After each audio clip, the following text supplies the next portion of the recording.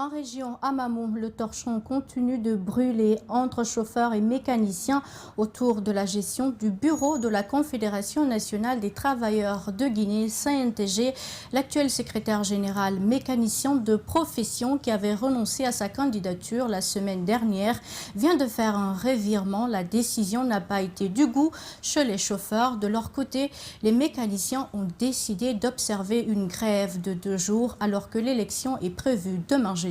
Reportage Abdoulaye Diallo et Alpha Omarba.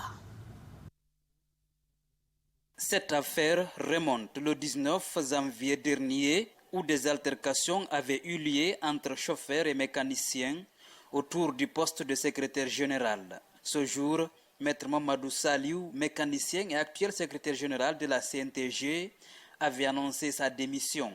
Mamadou Saliou Diallo, qui est mécanicien, a dit pour qu'il y ait la paix.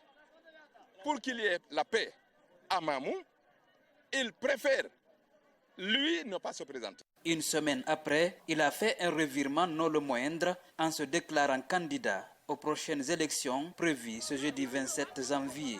Une sortie qui a irrité les chauffeurs. C'est pourquoi la corporation des mécaniciens a décidé d'observer une grève de 2 jours. Ils ont dit qu'aucun mécanicien ne va gouverner les bureaux du syndicat. Aucun mécanicien ne sera secrétaire général dans ces cellules syndicales, là où c'est écrit transport et mécanique générale. Donc on ne peut pas se battre avec eux. Le mieux, on s'est dit maintenant, on va rester dans nos garages sans travailler. Nous allons gréver silencieusement pour 2 jours. S'il y a la suite, ok. S'il n'y a pas la suite, on se retrouve encore, on se donne des idées. Pour tenter de trouver un consensus, chauffeurs et mécaniciens se sont retrouvés ce mercredi. Au sortir de cette rencontre, il a été décidé. Les chauffeurs ont dit que c'est Thierno Mamadou Bilima qui sera leur candidat. Nous les mécaniciens, c'est Mamadou Saliou qui est notre candidat. Les chauffeurs ont dit qu'ils ne sont pas d'accord. Et nous, à notre tour, nous avons rejeté leur candidat. Du côté des chauffeurs, aucun n'a accepté de se prêter aux questions des journalistes. L'élection aura-t-elle lieu ce jeudi? Attendons de voir. Restons en région en Zérékoré cette fois pour dire que le nouveau directeur préfectoral de la santé a officiellement pris fonction ce mercredi. Dr Idrissa Diallo promet de préserver les acquis et travailler pour le bonheur des populations dans Zérékoré. Moïse Bitelama, notre correspondant dans la région, nous en dit plus. Suivez. C'est la salle de conférence de la direction préfectorale de santé qui a servi de cadre à cette passation de service. Après avoir prodigué des conseils, le représentant du ministre de la Santé a demandé aux nouvelles entrants de rester dans l'esprit du ministre. Si vous avez été choisi aujourd'hui pour porter la responsabilité qui pose sur vos épaules, c'est sûrement par vos compétences, mais aussi par la confiance que le ministre de la Santé a voulu porter en vous. Le ministère de la Santé, le gouvernement et les autorités attendent de vous des résultats. Quant au préfet de Zérékoré, il a témoigné de la disponibilité de l'équipe sortante et demande au nouveau DPS d'en faire autant ou même mieux. Les fonctionnaires qui ont fait valoir leur droit à la retraite pour les efforts loyaux consentis, qu'ils en soient vivement remerciés. Au rentrant, commander, c'est tout autre. Parce que commander, c'est prévoir, ordonner et contrôler. Vous devez être à la fois chef et un homme de terrain. Parce que quand tu prévois, tu vas ordonner de faire ceci, cela. Mais si tu ne contrôles pas, si c'est fait ou pas, ça crée des problèmes. Pour le nouveau directeur préfectoral de la santé, il a remercié les autorités et rassuré de travailler selon les règles. Je remercie monsieur, son Excellence le Président de la République, le colonel Mamadi Doumbouya, chef de l'État. Donc je remercie en même temps le ministre de la Santé, le docteur Mamadou Pété Diallo, qui nous a choisi parmi tant d'autres pour diriger les destinées de la santé de cette préfecture.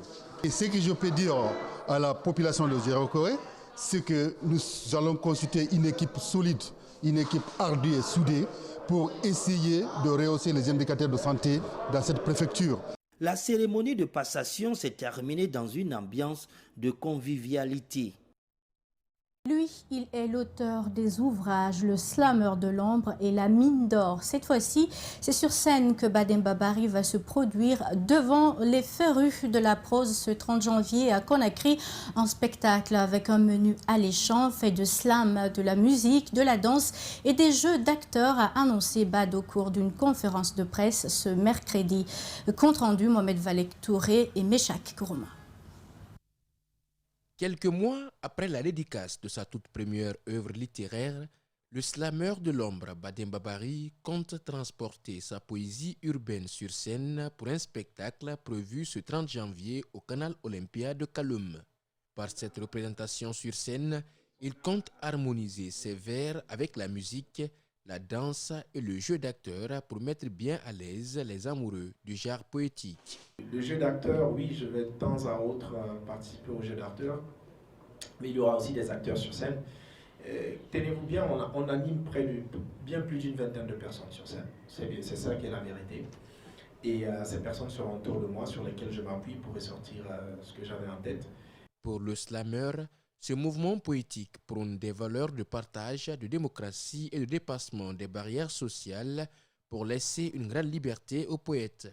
Le slameur de l'ombre est inspiré du livre que le jeune auteur a écrit. Je félicite encore Bademba pour cette initiative parce que moi, en vrai, je n'étais pas accro, je ne connaissais pas le slam. Mais aujourd'hui, tout le monde parle du slam. Tout le monde parle du livre, tout le monde parle de la poésie. Nous avons lancé une opération de 50 points de vente à Conakry. Nous avons lancé d'abord les 19 points. Pour ceux qui ne savent pas acheter en ligne, nous avons publié la liste des 19 points qui sont disponibles. Dans la détermination expressive à vouloir exposer sa vision du monde, Bademba Barry a une volonté d'asseoir une certaine forme de pouvoir et d'action sur les choses. L'écriture, l'intention, la fonction du mot dans le slam en sont une parfaite illustration.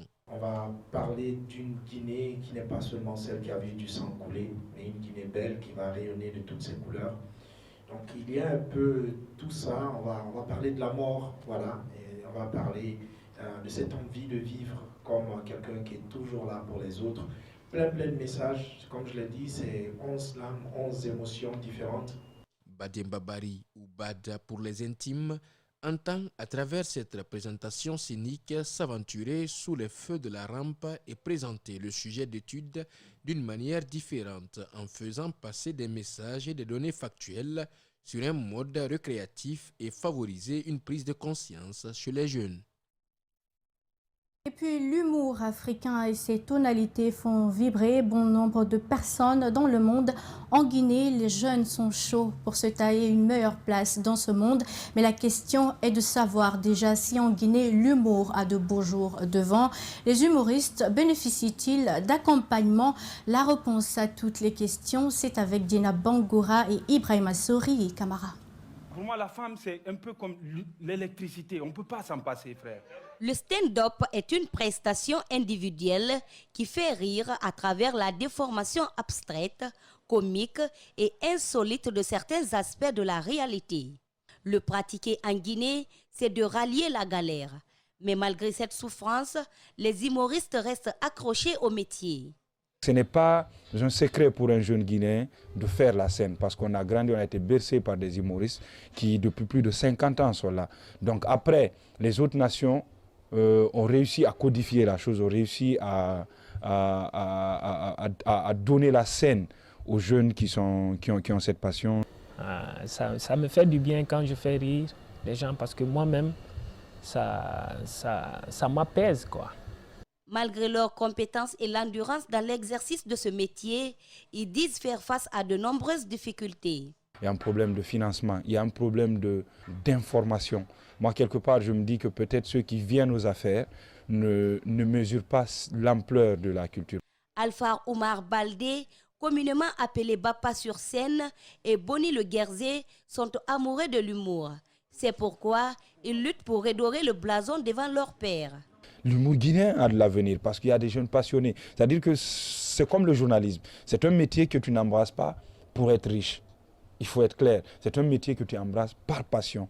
Le travail acharné de ces jeunes commence à porter fruit. Aujourd'hui, ils figurent sur une liste de plus de 180 candidats venus de 9 pays de l'Afrique de l'Ouest. Et 20 candidats sont retenus à travers un concours. Ces 2 jeunes sont sélectionnés pour la finale d'une compétition au Montreux. C'est en Suisse pour le Montreux Comedy Festival. Il s'agit du plus vieux festival francophone d'humour dénommé Mon Premier Montreux.